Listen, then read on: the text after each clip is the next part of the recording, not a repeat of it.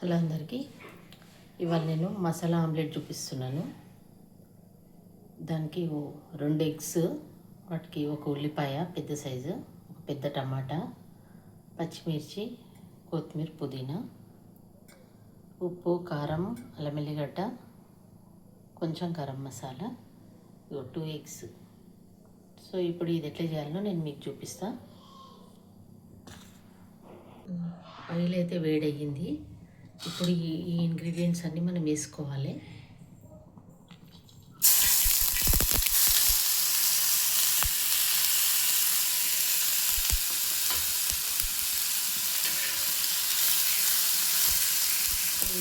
మంచిగా రెడ్గా అయ్యేంత వరకు వేయించుకోవాలి.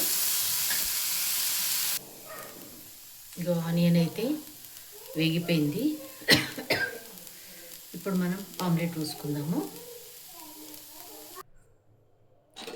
ఇప్పుడు ఇందులో ఈ ఉప్పు, కారము, అల్లం వెల్లిగడ్డ పేస్ట్ వేసుకుందాము. వేసుకొని ఇది కొంచెం మంచిగా కలుపుదాం. ఇది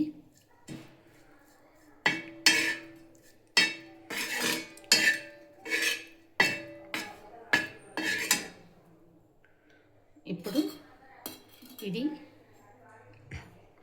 ఈ ఆమ్లెట్లలో తీసేద్దాం. ఈ 2 ఆమ్లెట్లు మనం కొట్టి పెట్టుకున్నాం కదా,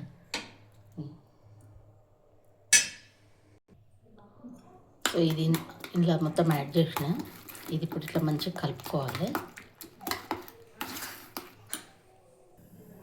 ఆయిల్ అయితే వేడయింది. ఇప్పుడు ఆమ్లెట్ పోసేసుకుందాం.